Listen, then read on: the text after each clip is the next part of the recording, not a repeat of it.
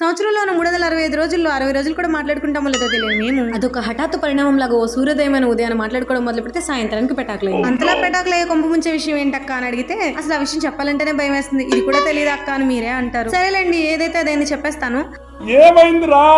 అది చెప్పే ముందు ఇవేంటో మీకు తెలుసా? వీటిని మా వైపు అయితే ముంచుకెళ్ళంటారు, ఇటువైపు తాటికలు అంటున్నారు. మీ వైపు వీటిని ఎలా పిలుస్తారు? మీరు ఎప్పుడైనా తిన్నారా? మాకైతే పిచ్చి. సమ్మర్ లో నేను మా చెల్లి పోటీలు పెట్టుకొని మరీ తినేస్తాము ఎవరెక్కువ కాయలు తింటారా అని. అసలే పిచ్చి. కాలేజ్ నుంచి అలా వస్తుంటే రోడ్డు పక్కన కనపడగానే తిందాం చెల్లి అని అడిగితే ఇంటి దగ్గర కావాల్సిన ఊరికే వస్తే డబ్బులు పెట్టుకుంటావా అని నా మీద విరుచుకుపడింది. అని చెప్పింది కరెక్టేనండి, ఇంటి దగ్గర ఫ్రీగా దొరుకుతాయి, కానీ ఇప్పుడు తినాలనిపించినప్పుడు దగ్గర లేవు కదా. మీరేమంటారు చెప్పండి? ఫ్రీగా దొరుకుతాయి కదా అని తినకుండా వెయిట్ చేయడం బెటరా, తినాలనిపించింది కదా అని తినేయడం బెటరా? ఇంతకీ మా మాటల్ని పెటాకులు చేసి మౌనంగా మార్చడానికి దారి తీసిన కారణం ఏంటో చెప్పలేదు కదా. ముంచుకెళ్ళి తినడం అయిపోయిన తర్వాత నాకు నోటి తోలు కదా అటు వైపు చూస్తూ ఇక్కడేంటి చెరువు ఉంది అన్నానండి. అది చెరువు కాదు కాలువ అని అమ్మాయి. కాదు చెరువు అని నేను. ఇంతకీ ఇది చెరువా కాలువ అండి? ఇది చెరువా కాలువ క్లారిటీ రాలేదు, కానీ మా మోగ ప్రయాణం అయితే మళ్ళీ మొదలైపోయింది. మీరైతే వీడియో లైక్ చేసి